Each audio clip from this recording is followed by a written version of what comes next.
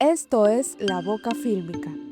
Préstale tus oídos a las historias que quieres ver. Hola a todos, bienvenidos a un nuevo episodio de La Boca Fílmica. Gracias por acompañarnos y por seguir siendo parte de esta gran conversación sobre las historias que queremos ver en el cine y en la televisión. Mi nombre es Lauren Fernández y en el episodio de hoy, que va a estar muy interesante, me acompaña mi querido Carlos, luego de una Hola, Loren. Sí, temporadita. bastante tiempo de Sí, de vacaciones. vacaciones. No lo merecemos, no lo merecemos. ¿Cómo estás? Todo bien, he visto muchas películas en estas vacaciones que espero poder hablar Claro que contigo. sí, vienen muchos episodios heavy. Pero en este episodio de hoy estaremos hablando de la película documental Colosal. Y para eso nos acompañan su directora Nayibe Tavares Abel y su productora Ley González. Gracias por acompañarnos. Gracias por tenernos. Hola. Sí, muchas gracias.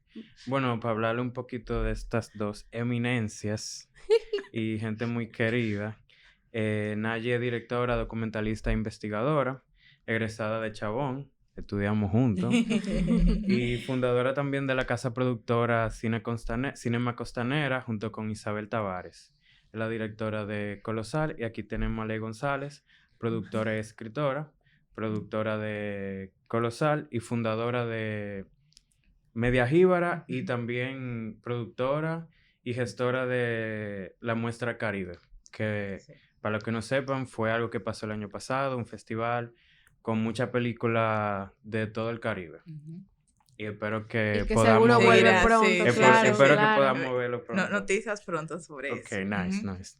Bueno, Bueno, y quería primero felicitarla. Colosal se estrenó ayer en el país.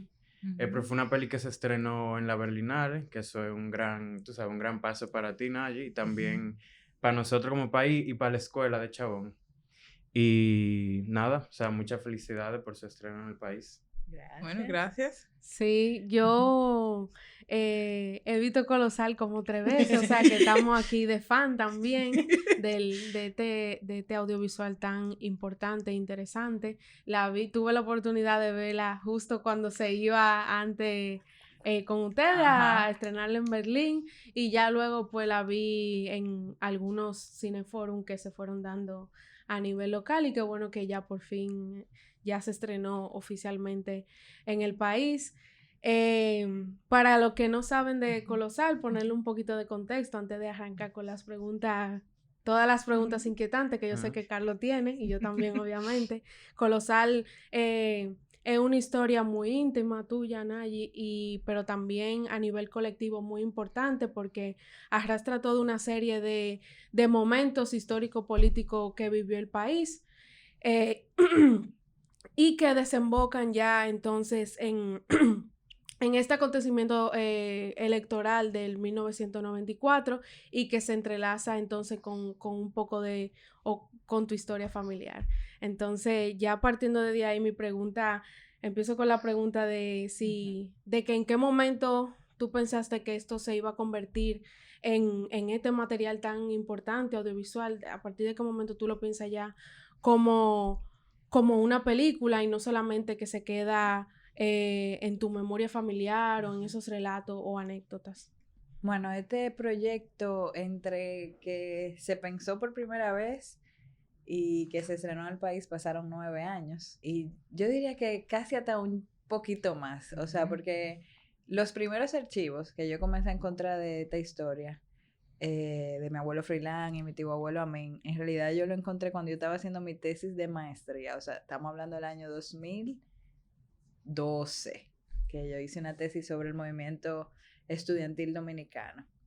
Entonces, bueno, esa tesis un poco como que se quedó ahí, yo iba a hacer un doctorado, al final no lo hice, regresé a República Dominicana, me puse a trabajar, hice teatro, eventualmente pasé a hacer cine, conocí a Tanya Valete, y en ese momento yo pensé en hacer una ficción sobre esto. Yo vi originalmente hacer una ficción, precisamente porque yo decía, wow, esto va a ser muy doloroso para mi familia.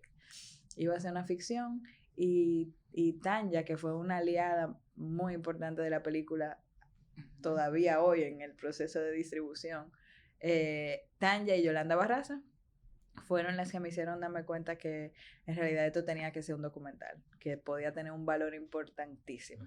Y eso fue en el 2017. O sea, que ha pasado un buen tiempo. Entonces, ahí nace Colosal como documental, pero iba a ser un documental histórico súper basado en archivos. Siempre como con esta cosa personal y familiar, pero lo que hace que la película deje de ser tan histórica y se ancle más en el presente fue la anulación de las municipales en 2020. Que eso no estaba previsto. No, o sea, estaba no previsto. así. Nosotras, en ese momento Ley todavía no estaba en el proyecto. Ya yo la había contactado antes, pero ella tenía otras cosas. Y yo fui como a hacer una residencia de escritura en Francia, regresé, huyéndole al COVID. Llegué aquí y yo le dije el día de la elección a Kat, la directora de fotografía, Catherine Díaz, Kat, vamos a salir a hacer un par de planitos y así tenemos como cosas de referencia para cuando tengamos los archivos del 90 y de repente llegamos y que a grabarme a mí votando y no puedo ni entrar al colegio electoral. Entonces ahí fue como que, no, espérate, ok. Esto es muy malo para la democracia, pero muy bueno para la película. Fue como el momento perfecto. Sí, yo siento que eso, tú sabes, como al final habla de que estamos viviendo como en unos ciclos que se repiten y estamos repitiendo como los mismos errores. Y claro, o sea, pésimo para nosotros, pero yo siento que eso le da como otro layer al documental, que ya de por sí tiene muchas capas, porque está la historia dominicana, está tu historia personal, está el pasado, está el presente, hay como tantas cosas que están pasando en el documental. Te quiero preguntar cómo tú manejaste como el todo, que una historia, tú sabes, que es muchísimo más grande que muchas otras películas que vemos, y cómo tú pudiste como aterrizar todo esto que está pasando fuera de la peli a la peli. Bueno, la editora, Natalia Lafuente, que también es mi co-guionista, entró al proyecto en 2020. Y de ese momento nosotros comenzamos a trabajar. Y Natalia no era solamente la editora, era ella un poco mi psicóloga también, porque a cada momento que encontrábamos una pared, como, bueno, no me quisieron dar esta entrevista, o en la entrevista no dijeron lo que queríamos que dijeran, era como, no, pero vamos a buscarle la vuelta. Entonces, un poco como para aterrizar toda esta información y que visualmente hubiera un dispositivo que la uniera, se creó el árbol. O sea, ahí fue que entró Milena en el proyecto en 2022. Yo tenía esta idea como de hacer un árbol, pero no tenía claro cómo hacerlo, y Milena fue que lo diseñó. Sí, increíble. Y bueno, y con Natalia también fue mucha prueba y error. O sea, fue mucho trabajo, fue darle tiempo y espacio. Yo no puedo ni contar cuántos armados se hicieron antes de tener una versión que fue de que, ok, esta casi es. final. No, ni casi final. Así, o sea, una versión de que, ok, esta es la base para comenzar a editar. O sea, y sí, sobre el árbol también, basándose también en esta idea de lo circular, en un momento discutimos que la historia va en círculos y luego no son círculos, es en espiral. Y si se ve desde arriba, exacto. Me había olvidado eso. Y entonces en las pruebas del árbol también hay una versión que es espiral. O sea, eso fue mucha prueba, y sobre todo también mucho tiempo, y darle tiempo, dejar que las cosas se hagan en su tiempo, porque el tiempo también es parte del trabajo creativo. Entonces, tú hablando así, te quisiera preguntar cómo fue ese primer acercamiento entre ustedes dos, también para que la historia se sienta como tú eres la productora, fuera también parte tuya y se llevara a donde se llevó esta película. Bueno, pues Nayi se acerca a mí como a finales de 2019 con la idea de hacer una película. No, fue en el 2018. Fue la primera vez, o sea, a ver, un amigo que se llama Ronnie, que es director también, Ronnie Castillo, cuando yo pasé por ese laboratorio de DG Cine, que conocí a Tanya y que apliqué por primera vez a Fonprocine con el proyecto, Ronnie también para aplicar a Ibermedia me hizo la figura del productor, pero él me lo puso clarísimo. Mira, yo te presto mi empresa y tú puedes poner mi nombre, pero yo estoy ahora dirigiendo y tengo mil cosas. Aplicamos, ganamos. Y al año siguiente yo quería aplicar producción y él no podía. Ya él estaba como con lo suyo y me dijo no. Y me dijo, llama a Lady. Y yo fui para casa de Lady y ella me dijo, me encanta el proyecto, pero yo ahora mismo estoy con otras cosas. Y eso a mí me dio una súper buena sensación, porque hay productores que te dicen, sí, yo te la produzco, y después desaparecidos. Claro, claro. claro. Entonces, eso fue en 2018. Y después, en 2019... fue el acercamiento otra vez y fue de que, ok, ahora sí. Igual comenzó 2020 y apenas estábamos como todavía en conversación, encontrando la forma en la que íbamos a colaborar. Pasa lo de la anulación y ahí también fue también como como asegurar de, ok, esto es más importante que solo una historia familiar. Y también el hecho de poder sentarse y hablarlo y entenderlo fue como, ok, pues, bueno, manos a la obra. Sí. Y además es una película que desde el inicio me llamó la atención porque me interesa mucho la política, me interesa mucho la memoria, la historia, pero también es una película que no es... A ver, hay una frase en el docu que a mí me gusta mucho, que Naji está diciendo que estos nombres no son nombres en un libro de texto, son sus tíos, sus abuelos, su familia. Y eso, para mí, le pone luz a que hay tantos matices, que las cosas no son tan blanco y negro, ¿verdad? Entonces, y tendemos a olvidarnos de eso. Y la historia está construida de matices. Claro. Y bueno, y es como... Por eso también es importante para mí, porque igual históricamente todas las decisiones que se tomaron nos afectan a todos. Entonces, mi familia también tiene historias con Balaguer, tiene historias con Trujillo, pero no son, bueno, no han sido expuestas ni serán expuestas. Y sin embargo, por eso también es importante para mí este proyecto. Son muchos layers, así como la película. Sí. ¿Y cómo fue? Porque ustedes grabaron en media pandemia, grabaron esas en las elecciones, pero también grabaron en las protestas de la Plaza de la Bandera, que se fue... O sea, yo recuerdo mami, yo hablaba mucho con mami como de todo eso que estaba pasando en ese tiempo, y mami me decía como que está muy orgullosa de nuestra generación, porque obviamente mami viene de una generación que calla las cosas, que la política nos afecta y nosotros tenemos que asumir todo ese daño que nos hace. Pero ella vio en nosotros como, coño, estamos hablando, estamos, tú sabes, dando nuestra opinión. Siempre está como que me hubiera gustado que mi generación hubiera hecho eso. Y cómo se sintió grabar, tú sabes, que este como hecho histórico. Y también habla un poco de filmar guerrilla, tú sabes, como tirarse... de que mañana va a ser esta hora, vamos hasta allá. ¿Cómo fue, Ley, para ti, como planear, ustedes planear toda la logística de esto como imprevisto? Ley todavía no estaba oficialmente en el proyecto en ese momento. Ella entró justo después de que yo filmé eso. El domingo 16 de febrero, porque a todo eso, ¿verdad? Yo tengo un amigo muy querido, Mario Sosa, que fue candidato en el 2020, que después... Que sale en la película también. Entonces,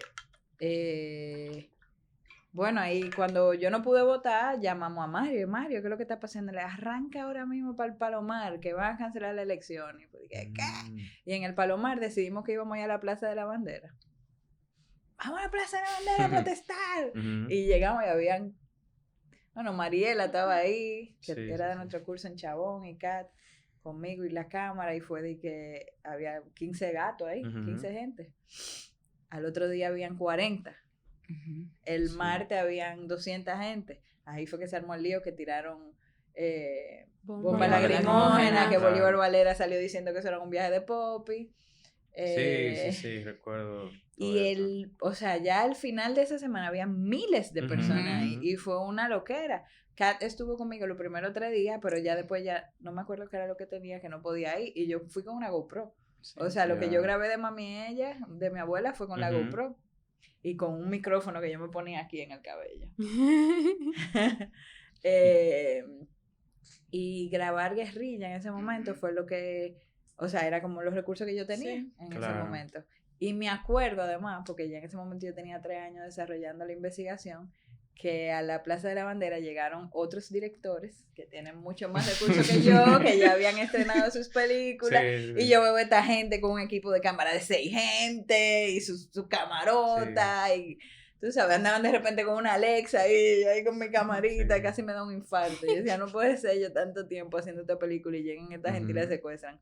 Pero esas pelis yo no he visto. No se hicieron, y además eso es que nunca hubiera sido colosal tampoco, porque claro, era una cosa muy personal. O sea, esa película no había manera de plagiarla.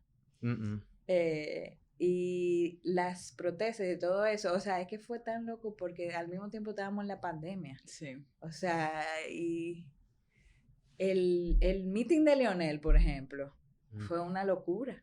Sí. Cientos de miles de motores pasándonos por al lado. Eso lo filmamos con Jeremy también. No sé, que yo he hecho trato de ponerme en ese momento y casi que ni puedo. Pero ahí están esos archivos y a mí me gustaría donarlo al Archivo General de la Nación. Estamos en ese proceso, en esas conversaciones, porque filmamos todos los mítines, todas las manifestaciones, en medio de una pandemia. O sea, de ahí salen 2 documentales más. Sí, que lo haga otra gente. No, y ahí vemos ese meeting que sucedió reciente, pero también tenemos la similitud de esos mismos meetings que se daban 30 años antes. 30 años antes, como tú sientes también como todo un ciclo y como las cosas como se vuelven a repetir, como las decisiones también son muy similares. Y algo interesante como visualmente de ese material, en mi opinión, es como la naturalidad de una protesta real que se dio espontánea, como se dio la Plaza de la Bandera, y los mítines organizados. Claro. O sea, en los mítines organizados todo el mundo tenía letreros prehechos, que obviamente se lo dio el partido, toditos los letreros iguales. En la Plaza de la Bandera, el letrero hecho por la persona. Claro. En el mítin la gente tenía camiseta y gorra que le habían regalado. En la Plaza de la Bandera todo el mundo fue de negro. Negro. Un color que no es ni de A, ni de B, ni de C.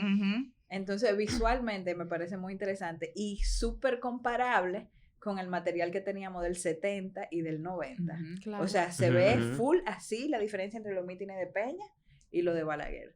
Se nota como la espontaneidad y gente que de verdad está ahí porque quiso ir, y gente que la montaron en una guagua, le dieron quizás 5 pesos en esa época y lo llevaron. Y en el 70 es peor todavía. O sea, en el 70 que la gente no estaba tan acostumbrada a que lo graben. Claro. Las expresiones de la gente, sus caras, como se nota demasiado que no están ahí por voluntad propia. Es muy valioso que eso haya sido documentado, que tengamos ese archivo nacional. Y ya pasando de hablar un poco de esas imágenes colectivas a otras imágenes un poco más íntimas, ¿cómo fue sentarte a entrevistar a tu madre, a tus abuelos, a tus tíos? ¿Fue más difícil de lo que tú pensabas? ¿Qué tú sentías detrás de la cámara? ¿Sin miedo, incertidumbre? ¿Cuáles fueron esos momentos tal vez tensos en la familia? Si hubo, si no hubo. Bueno, en la familia de mi papá, yo tengo una prima que me dice la intensa, porque desde chiquita a mí me gustaba mucho hacer preguntas. Y era muy curiosa y quería llegar al fondo de todo y entender el porqué del porqué del porqué. Entonces ya yo tenía esa reputación y no era nada fácil. O sea, hace que la gente hable de su dolor frente a cámara, sobre todo, es una cosa muy difícil. Hay que tener mucha delicadeza. Yo no siempre la tuve, sobre todo al principio. También por eso agradezco mucho el trabajo de Natalia como co-guionista en un momento donde ya no había por dónde entrarles a mi familia para que dijeran frente a cámara lo que necesitábamos que se dijera, y Natalia en ese momento como que me hizo entender que el silencio habla más que cuando la gente dice las cosas. Y también como yo vengo de las ciencias sociales, ese force, tú sabes, o grabar a alguien sin su consentimiento, eran cosas que yo nunca ni siquiera me planteé para hacer. Entonces, siento que hay muchas películas del cine latinoamericano, documentales hechos por mujeres, que abordan esto. Sí. Y que lo abordan súper bien y que son un testimonio de nuestra cultura, del silencio y del deja eso así, herencia de las dictaduras. O sea, haber vivido dictadura hace que una generación simplemente diga, mira, yo mejor me callo mi boca. Sí, Yo no me voy a meter en ese lío. Colectiva, sí. Yo pienso en Cuchillo de Palo, por ejemplo, que de Paraguay, Los Rubios. O sea, hace 30 años ya las latinoamericanas están en esta búsqueda. Hay uno de mis momentos favoritos de la película, una escena que tú estás preparando para ir a grabar las protestas y tú estás hablando con tu abuela y tu abuela está comiendo un pollo guisado. Desmantelando ese huesito. Sí, y ella te dice, tú le estás diciendo como que tu abuelo no quiere que tú grabes y tu abuela te dice, no, tu investigación es tu investigación, tú vas a hacer lo que tú tienes que hacer, porque es algo con la verdad. Y a mí, o sea, para mí uno como de los grandes logros de esa peli es hablar de eso, como retratar cómo decidimos ignorar y hasta esconder como una verdad que es inescondible, tú sabes. Y como, ¿sabes? Así como hay personajes en la peli que, tú sabes, cuando tú le presentas la cámara, miran para un lado, tú tienes a tu abuela que quiere que tú digas la verdad. Y como, o sea, como te quiero preguntar, ¿cómo tú te sentías enfrentándote a este gran, tú sabes, como este problema colosal, ¿sabes? ¿Cómo tú te armaste de valor como a buscar eso? No, el valor me lo daba mi equipo. O sea, era Leira, Natalia, después Milena, la misma Kat.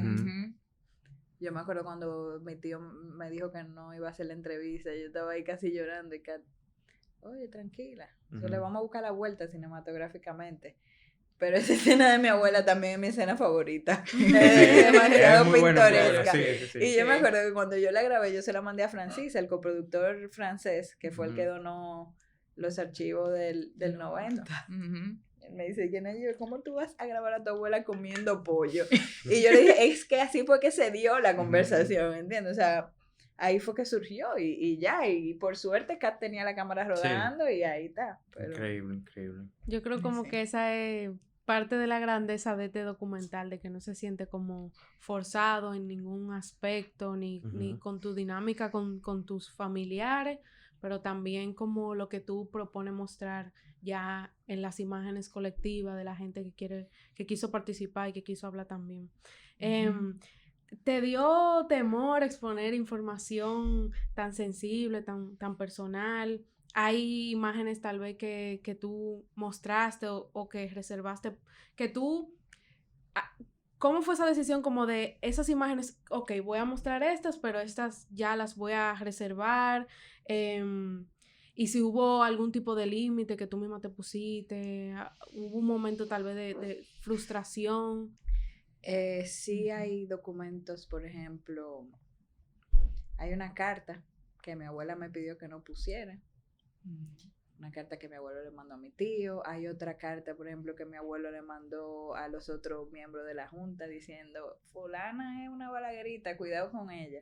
Eso mi abuela también me dijo que no lo pusiera. Así como que, sí, mi abuela que falleció hace poco, abuelita Ginesa, no quería que yo hiciera la película, pero al mismo tiempo me dio todos los archivos de mi abuelo.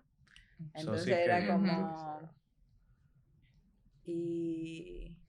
No, mi límite autoimpuesto, digamos, era respetar la voluntad de los demás. Como, ok, esto sí cuéntalo, pero esto no. Claro. Y tú siempre, pues tú eres un personaje de la película. Claro, o sea, tú eres que ata todo esto, o sea, como la historia de tu abuelo, pero también la historia de tu tío, del lado de tu padre, de Amin Abel, y el presente. ¿Tú siempre estabas contemplada como personaje o eso fue algo que se dio como que te diste cuenta, bueno, tengo que estar aquí? Eso surgió del principio con eso con Tanya, ese taller que hicimos con Tanya y que la película fuera un documental, ahí fue como, no, full. Tiene que ser conmigo, la película la tengo que llevar yo y también para mí era una manera de decir, ok, si yo voy a exponer a mi familia, yo voy a estar con ellos también. Y tuviste como más control también sobre eso. Sí, no, es un Ajá. desafío dirigir frente a cámara. Es un desafío y eso conllevó una logística con Kat. Lo que hacíamos, porque la persona que hizo sonido directo durante esa época de guerrilla, o sea, ella entró justo después de que filmamos La Plaza de la Bandera, que es Mari Jiménez, que está en Portugal ahora. Con Mari y con Kat lo que hacíamos era que antes de cada rodaje teníamos una mini reunión y yo hacía como un plan de rodaje donde yo les explicaba lo que estábamos buscando en esa escena, como cuál era la información que esperábamos recibir, cómo filmarla, si había algún detalle que necesitábamos. Y yo, básicamente, después de que la cámara comenzaba a rodar, tenía que confiar en mi equipo. Claro. Porque no era que yo iba a estar conversando con mi abuelo, entonces dime de cuando mataron a tu hermano. Ujú. Kat, Claro. espérate, déjame ver el plano, tú sabes, no, era Claro. como, bueno, ya arrancamos a rodar. Ajá. Y Sí. por dicha, Kat y yo ya habíamos trabajado juntas en mi tesis de Chabón y como que nos entendíamos. Ujú. Y fluyó súper bien. Ya después cuando yo llegaba a casa y revisaba el material, dije, wow, mira este plano que Kat consiguió, que no estaba en la lista, pero quedó súper bien. Y sí, como que dirigir frente a cámara es súper difícil. Igual siento que tú como personaje que eso es como que tú eres como el medio por donde pasa toda esta Sí. información, que no se siente como this is about me, como que no se siente así, aunque sí es tu familia, pero es como es sobre Sí. nosotros, sobre nuestra historia, en nuestra memoria, y eso es lo que te hace conectar realmente con la película. Tú formas parte de esto, Ujú. de esto que pasó y de que está pasando también. La película comienza así, el primer diálogo es yo, Nayibe Sí, Tabaré, sí, sí. la hija de Nayibe, comienza así. Sí, sí, Sí. sí. A mí me encanta ese intro, como el árbol genealógico. Porque es bíblico, ¿te gusta? Sí. Tú sabes que sí, tú sabes. Sí. Sí. No, y también está como parte íntima todo esto de tu padre, que de hecho cómo termina la peli, y todo esto del mar, si nos puede hablar un poco como de eso, o sea, qué significó para ti, cómo procesar ese duelo en la peli, y de eso. Bueno, la planificación del rodaje acuático fue una labor, le pude contarles, pero una de las cosas que dijimos, yo nunca había ido al sitio donde mi papá murió. Ujú. Y queríamos que la primera vez que yo viera ese lugar, la cámara estuviera prendida. Entonces ustedes hicieron un scouting, ¿verdad? Sí, ¿Cómo? sí, nosotras fuimos Sabana de la Mar. hicimos el recorrido, fuimos a Samaná, nos montamos en el ferry, llegamos a Ujú. Sabana de la Mar, fuimos, ¿verdad? Como también exploración, preguntando, investigación. La verdad es que justo el área que se ve en la cámara, debo decirlo, era un vertedero. O sea, no, de verdad, esa playa estaba llena de basura. Y Vaneris y yo nos bajamos. A recoger. Claro, No, es Sí, verdad, porque es no verdad. podía ser que el plano final de la película fuera Sí. duquesa. Porque aunque esa era la realidad, igual lo emocional y lo simbólico de ese plano, o sea, no podía tener no, Claro. no. Ujú, ujú. Y bueno, y también para esa movida, recuerdo que vino Mónica, una prima de Sí. Nayibe, también soporte emocional familiar, Sí. y el equipo, todas, o sea, fue un momento muy lindo, fue un momento muy íntimo, o sea, nos estábamos cuidando todas, Ujú. y bueno, y fuimos chicas todas, la verdad. Sí, No, que bueno, eso- estaba sí. Miguel Sí, en sonido sí. Y los, Pero- y los lancheros. y los lancheros. Sí. Pero, sí, Pero Pero en es que general, Heavy muy Blue femenino. El crew, es más, tú femenino, sabes, muy el crew en femenino. general Sí. fue... Claro. Sí. Sí, sobre todo, bueno, como pensando mucho también desde la exposición que ya Nayibe ha estado haciendo y cómo ha estado exponiendo a su familia. Y siempre recuerdo el primer pitch cuando la presenté a Nayi, que dije, es una mujer muy valiente. Y te vi la cara y como hasta de incredulidad. Y es como, claro, porque es que ella está ahí en el enfoque, Ujú. dándolo todo. Pues precisamente por eso hay que cuidarla de todas las maneras posibles. Porque que también... Recuerdo ¿sí? el pitch nosotros hicimos un taller de cine que después nos seleccionaron para ir a presentar el proyecto en Cannes. Ujú. Y el pitch de ensayo fue online. Y yo arranqué a llorar. Yo no sé, a mí me dio como una vaina en medio del pitch y yo me puse a llorar. Y cuando terminamos, la profesora dije, tú puedes llorar en el Claro, no hay comprada la película. Ajá. Bueno, pero la verdad es que todo este proceso, sí, siempre con la conciencia del cuidar y de mantener también como el equipo, no es solo un equipo que ya fue, es un equipo de trabajo que todavía, ¿verdad? Que todavía estamos en comunicación, Claro. que son parte fundamental y esa película es lo que es por todos los Claro. inputs creativos de todo el mundo, por el trabajo que le dedicó todo el mundo. Entonces, así también fue el rodaje. Y bueno, y en el acompañamiento en general. Y bueno, y en el rodaje hubo momentos que fueron súper guerrillas. Hubo otro momento que tuvimos la oportunidad, ¿verdad?, de contar con el apoyo. Por ejemplo, el árbol genealógico se hizo en el estudio de Chabón. Con un apoyo financiero del Museo de la Resistencia. Sí, Sí, que también quería preguntar eso, cómo fueron el apoyo, no solamente emocional y creativo, pero también el apoyo financiero. Mira, la verdad es que levantar... Porque esta es una película compleja, porque estamos hablando de una película de archivo, documental encima de... No, y del tema el que trata, como y del un tema. No me estoy acordando sensible. del inversionista ese que... Yo no quiero decir el nombre, pero nosotros tuvimos una reunión en el 2019 con un posible inversionista que me recibió con mucho cariño en su casa y Ley estaba en videollamada, pues yo creo que tú estás en rodaje o algo así. Y fue una persona que contactamos a través de un amigo de mi papá, que bueno, una familia que tiene una empresa muy conocida aquí, y yo me siento, él me recibe con mucho cariño, ¿cómo está tu mamá? Que sí, ok, y después yo le hago el pitch, y cuando se termina me dice que yo creo que tú no deberías hacer esa película, eso le va a traer mucho dolor a tu familia. Sí, pues... Y me imagino como que esa va a ser la reacción como de mucha gente, porque aquí el balaguerismo está vivo, tú sabes. Y como por eso felicitarte otra vez, porque como es un acto de valentía tú hacer esta película. Claro. Y tú como, no desenmascarar, pero como hablar de esto, tú sabes, como empezar un diálogo que no se ha tenido. Tenemos 30, 40 años y estas cosas, tú sabes, no la hemos... Envuelto en el mismo Exacto, rollo. que ni siquiera la hemos empezado a procesar. Y yo creo que Colosal es como ese, tú sabes, ese como primer paso a, ok, de esto hay que hablar de esto, ¿sabes? Una de las cosas que a mí más me ha gustado de hacer las proyecciones en los cineclub aquí en República Dominicana es la gente que se me acerca al final me dice, wow, en mi familia pasó esto y lo otro, o mi abuelo, o mi tío abuelo. Eso para mí es súper poderoso porque pasa en todas las familias, no es solamente la mía. La mía porque a mí se hizo famoso por una circunstancia muy específica que fue que se robaron su cuerpo y lo llevaron directo para la UAS, porque si no el cuerpo de Amin lo hubieran desaparecido, como desaparecieron miles de otros cuerpos de gente que mataron en esa época. Entonces, bueno, nos tocó eso a la familia Abel, pero no somos para nada los únicos. Claro. A mí me encanta cuando la gente se acerca y de repente me dice, yo recuerdo tal momento, pero yo no sabía esta otra cosa, o recuerdo esto, o sea, como la gente resuena inmediatamente de múltiples niveles, ya sea desde lo político o desde lo familiar, o sea, también, y me gusta, una vez una persona se me acercó y me dijo, mira, comencé a llorar en el minuto 4 y ya no pude parar.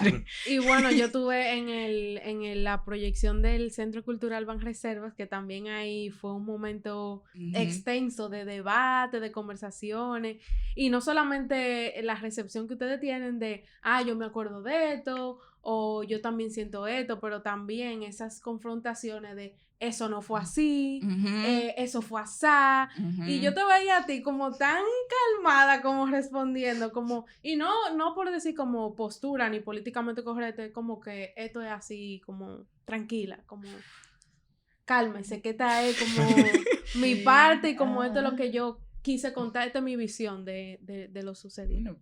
Pero es que todo, o sea, la película es basada en una investigación, sí, claro. Es todo... Está ahí, claro. Exacto, es lo que es. Es lo que hay, al mismo tiempo es subjetivo también, porque yo lo estoy contando de cómo lo vivimos nosotros. Sí, claro, eso es lo que tú sí, no, imagínate, yo responde ahí. Cuando yo venía para acá ahora a presentarla con mi pareja, yo le decía, yo estoy nerviosísima, o sea, y yo le conté de cuando René Fortunato estrenó La violencia en el poder. No, ¿cuál es la de Balaguer? ¿Cómo que se llama el documental que él hizo de Balaguer? De los 12 años. La violencia en el poder, yo creo que. Cuando eso se estrenó, como en el año 2002, 2003, yo tenía 13 años, Fortunato invitó a mi abuelo y a mi abuela, y mi abuelo no quiso ir. Mi abuelo no va a ningún evento de Amén, nada. Y mi abuela me llevó a mí. Y yo me acuerdo que afuera del Teatro Nacional había una recua de gente con letreros protestando porque estaban difamando a Balaguer. Y entonces, cuando venía para acá ahora a estrenar aquí, con mi pareja yo le decía, estoy nerviosísima, tengo miedo de que se me aparezca un viaje de Balaguerita con cartones de huevo, tú sabes. Y una cosa que él me decía de que ya el palo te ha dado. Tú terminaste esa película y ya. O sea, ya despréndete y ve. Y por eso yo como que cada vez estoy un poco más en las presentaciones. Sí, sí. Y pero ya, o sea, hablando ya como del recibimiento de la gente, ¿cómo le fue ayer? O sea, vi que fue sala llena y cuéntanos cómo la gente lo recibió. No, incluso solamente quisiera como que esa pregunta fuera cómo lo recibieron aquí, pero también cómo fue la experiencia en Berlín, que otro tipo de No, y en todos público. lados, porque la peli ha Sí, andado, exacto, andado y Sí, en verdad. Un Como... recorrido de festivales envidiable. Sí, claro. Sí, la verdad que sí. Estamos súper agradecidas de eso. Sí, Bueno. o sea, tu primera peli, como felicidades. Bueno. Mira, cuando a nosotros nos llegó el email de Berlín, tú sabes que allá es más, o sea, ellos están en otra zona de horario y yo vivo en Costa Rica, o sea que la diferencia eran de 8 horas. A mí me llegó ese email y eran las 3 de la mañana y yo estaba extrayéndome leche materna, súper despierta, pero medio zombie. Y yo leo ese email y yo lo tuve que leer como 80 veces porque yo pensaba que era que me están invitando a un mercado, a un foro y dije, no, voy a estrenar la película y yo no dormí ya esa noche, o sea, Claro. Qué gran privilegio tenemos nosotras de nuestro primer largo, que se estrena en Berlín y después pasa por Cinema Durrell, Sheffield, Hot Dogs. Sí. Festivales buenísimos también en la región como Ícaro, el Cerefic, que es el de Costa Rica. Docs MX. Sí, ha sido muy bonito. Y si bien en otros lugares de repente hay gente que se identifica con procesos o le parece súper interesante, como, wow, yo no sabía que eso pasaba en el Caribe. Claro, como desconstruyendo esa imagen de esa postal turística, que es como hay más, además de la playa y los cocos. Pero, claro, siempre ha habido como mucho interés y las conversaciones siempre han sido como súper interesantes, pero aquí hay algo más poderoso, porque es que hay algo del contexto y de las cosas que no se dicen que aquí se entienden, que claro, se entienden más fácil. De repente ver caras, no necesariamente mencionar los nombres, pero ya la gente lo entiende mucho más rápido. Y ¿verdad? El contexto hace que se sienta aún más poderoso y también como más cálido, más bienvenida la película aquí. Un poco como que después ojo, la película sigue moviéndose. Para este año todavía tenemos compromisos. Pero estrenar aquí igual se siente un poco como, ok, volvimos a casa. Y otra vez recordar el porqué. Claro. Y el porqué y los próximos pasos, las cosas que queremos hacer con la película aquí. Porque la verdad es que personalmente, o sea, siento que es una película poderosa, pero también siento que podemos aprender mucho. Quiero que sea un documento que perdure en el tiempo, pero para que eso sea real hay que hacer un trabajo todavía.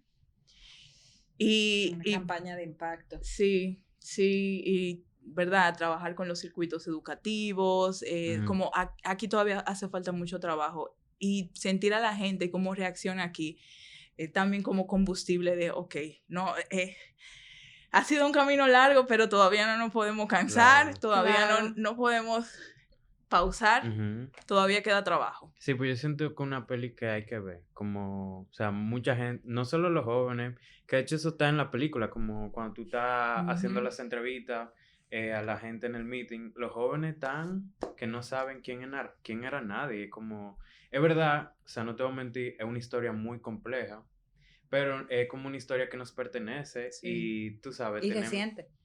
Exacto, es literal. En los 90 y como hay que, tú sabes, como eso de que el que no conoce la historia está como... Sí, también como devolviendo, ustedes mismas devolviendo algo que ha sido secuestrado, que es la memoria histórica. Sí, devolver, o sea, recogemos todo tu archivo y lo plasmamos, pero también lo llevamos a quienes tal vez no pueden acceder tan fácil a ello. Y de una manera u otra, en este audiovisual se contempla como lo que necesitamos saber. Y algo que me gusta mucho, que siempre me ha gustado mucho, es que es un lenguaje muy plano. Sí. Y no, o sea, no es nada, vamos a decir, tiene, claro, como tenemos archivos, de repente tenemos piezas con un lenguaje más académico, o hemos recuperado, ¿verdad? Como trozos de otras películas, pero al final del día es un lenguaje muy plano, muy asequible, muy entendible, y creo que es necesario también, o sea, para la recepción, para que la gente entienda realmente. Yo me acuerdo que con los chaboneros, como cuando yo estaba en montaje, yo se le enseñaba y me decían de que eso está muy así, como yo decía, señora, yo no puedo hacer una pieza experimental, ¿entiendes? O sea, yo no puedo creer, además de la complejidad de la historia, de todas las capas que hay, de todos los momentos históricos que, o sea, ¿entiendes? Sí, no, yo no puedo experimentar demasiado con la forma tampoco, tiene que ser una cosa digerible porque está hecha para un público amplio. Claro. Sí. No, yo recuerdo una vez que yo fui a tu casa y tú tenías en tu cuarto como el mapa conceptual de la película, como la crema, esto es como de más, tú sabes, como la historia con H mayúscula de un país entero, como es muy complejo, es demasiado como grande. Y bueno, yo ya para ir como cerrando, que te quería preguntar, porque vengo de la parte de archivo y de patrimonio y eso, ¿cómo fue el proceso de trabajar con Milena Volonteri, que es una investigadora? Reside aquí en República Dominicana y yo sé que ella es muy, muy talentosa. Y también lo traigo a la mesa porque sabemos que tú utilizaste, sí, archivos personales, pero me imagino también que hubieron archivos públicos. No sé si se toparon con cosas que tal vez no querían darle acceso, porque como sabemos aquí hay muchos archivos secuestrados y que, imagínense. Bueno, Milena, cuando comenzamos a trabajar juntas, ella estaba viviendo en mi casa, en Gascue. Le habíamos alquilado una habitación, como un proceso de transición. Entonces éramos roommates. Eso fue cool. Ya yo tenía una gran parte del material de archivo en mi posesión cuando llegó Mile. Pero ella hizo el trabajo de, como visualmente, lo hicimos juntas, pero ella es la diseñadora, o sea, ella es la artista textil, ella es la que tiene como ese know-how. Y fue chulísimo trabajar con ella, pero yo, por dicha, nunca tuve como ninguna traba con el Archivo General de la Nación. Ellos siempre fueron súper buena onda conmigo, me abrieron las puertas, o sea, el equipo audiovisual del archivo, de verdad, respect, Bielka, Raúl, esa gente son unos recomendados 100%, de verdad, fue súper buena la experiencia de trabajar con ellos. La peli, o sea, se estrenó ayer en el Festival de Cine Global, pero hay planes de estrenarla en cartelera eventualmente aquí. Sí, este año la tendremos en cartelera. Me encantaría darles detalles, pero ustedes, ¿verdad? Dependemos de las informaciones. Sí, dependemos de terceros para eso, pero definitivamente vamos a estrenar este año aquí. Sí. Y ese plan, tú mencionaste como algo educativo, me parece que es muy importante esta peli que, tú sabes, sea como parte del pensum dominicano escolar. Eso sería increíble. Bueno, y de hecho, cuando la presenté en Canadá, había una muchacha dominicana, joven, que tenía que tener como 19 años, y me decía, ¿por qué a mí no me pusieron una película como esta en el colegio? Hay una gran oportunidad. Hay una gran por venir con oportunidad, la sí. película. Ya ya hicimos como un primer acercamiento a distintas instituciones. La verdad es que estamos trabajando al respecto.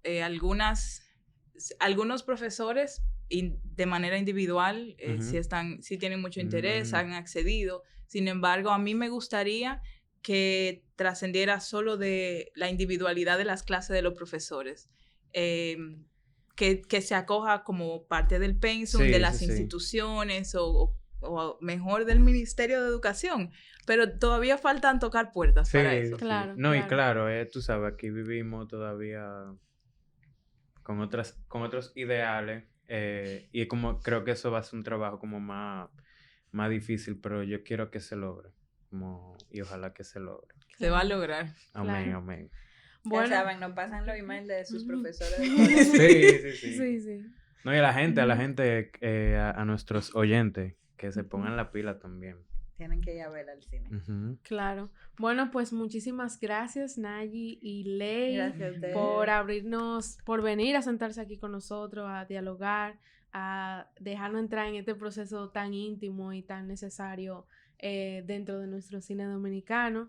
Invitamos a toda nuestra audiencia a que estén atentos a las próximas proyecciones de Colosal y a seguir su recorrido porque le falta bastante. Sí, gracias. Muchísimas gracias por la conversación. Claro.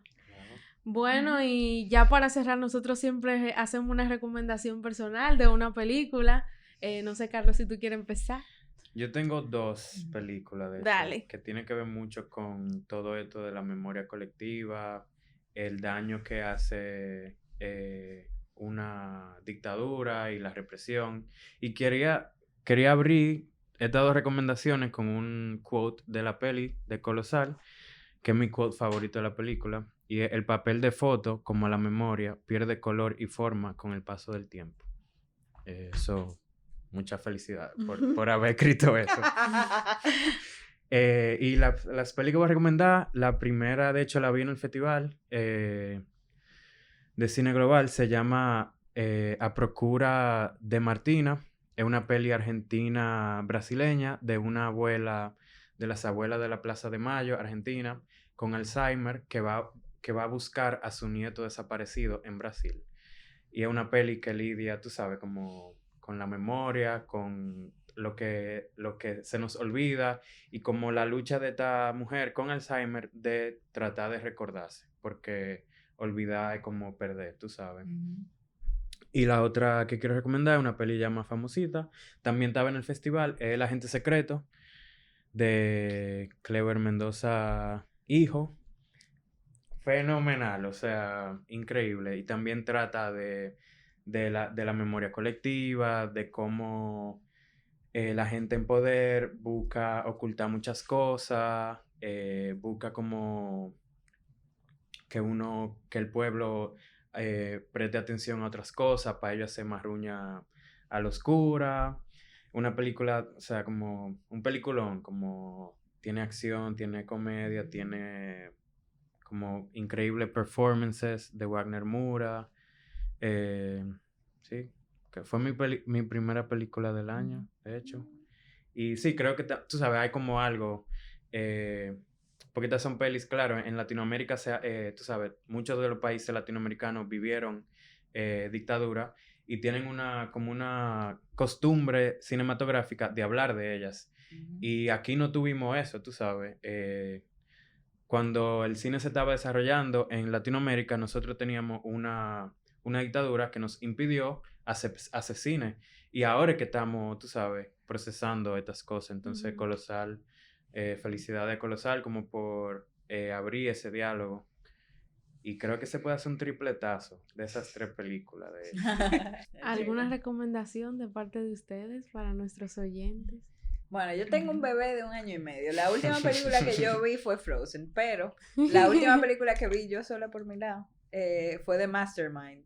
Ay, qué chula. Y como yo trabajo en el departamento de arte también y me gusta la historia, cada vez que hay una película de época, yo estoy que wow, claro. Mira cómo lograron ese vestuario, los props. Y sí, está muy cool esa película. Ese actor que ahora no me acuerdo cómo se llama, me gusta mucho. Y Josh O'Connor. Y está súper bien lograda la peli. Y es súper entretenida. Sí, y sí, divertida. sí. Y o sea, me Y sorprendió sorprende. bastante. No, el final es una Sí, genialidad. sí, El sí. final le dije, chapo. Ujú. Ley. A ver, así como Sí, sí, cualquier... A ver, Sí, no tiene que ser... primero, bueno, pues yo voy a recomendar varias. Primero, recomiendo ver Colosal. Claro. Exacto. De claro. Nayib Tabárez Isabel. Claro que sí. Bueno, la última película que vi, la más reciente que vi, fue Sirat. La verdad que... Ay. Estoy loco por verla. Antes de ustedes llegar, estábamos Bechan y yo diciéndole a Isidro, dándole insight para que la viera. Fue sí. Hay que verla. Hay que verla. Hay Sí, que sí, verla. sí. A mí me gusta mucho Oliver Laje. Él Sí, pero... Sí, con con tiene con esa todo- actitud. con todos sus No hablo de colores. él, hablo de No, sus no, películas. claro, Con claro. todos sus colores. Claro, con todos sus... Fuerte ese sí, personaje. sí. Bueno, yo, como estamos hablando de documental, yo también voy a recomendar un documental que vi recientemente en Netflix que se llama Cover Up. Es de Laura Poitras. Es su segundo documental que yo veo de ella. Y trata sobre este periodista que se llama Seymour Hersh, que hizo cobertura desenmascarando muchísimos crímenes de guerra de los Estados Unidos, desde My Lai en Vietnam hasta muchísimas cosas horrorosas que continúa siendo, ¿verdad? Este imperio loco. Y es tigre. un documental bastante interesante. Tú te quedas con la boca abierta, con los horrores y todo. Me gusta como la visión de esta documentalista. Ujú. Y me pareció fascinante cómo se recoge como estos archivos de revista, de todos los artículos que este señor escribió durante contra viento y marea, con todo este imperio en Estados Unidos, de los periódicos, de las revistas, como este es mi artículo y esto es lo que va a salir, así es como va, con todo y foto. Y es loquísimo también porque es como desde sus inicios y lo que él sigue haciendo, incluso se ve como imágenes de él con una persona que está en Gaza, que le está pasando información para él escribir esto allá. Y me gusta mucho al final que él dice, yo hago esto porque no es posible que este país como que se le siga permitiendo. Yo no puedo ser parte de un país como que haga estas cosas, como él lo dice. Entonces, Cover Up En se Netflix, llama, está en dijiste. Netflix. Nice. Fuerte, pero vale la pena ver esto. Entonces, nada, señores, nada más queda recordarles que nos sigan en las redes sociales, en Instagram, estamos en TikTok, que se suscriban a nuestro canal de YouTube y que se suscriban también a Spotify, que compartan esta gran conversación que tuvimos en el día de hoy y nos vemos y nos escuchamos en el próximo episodio de La Boca Fílmica. Adiós. Bye. La Boca Fílmica es un podcast original de DBC Network and Studios.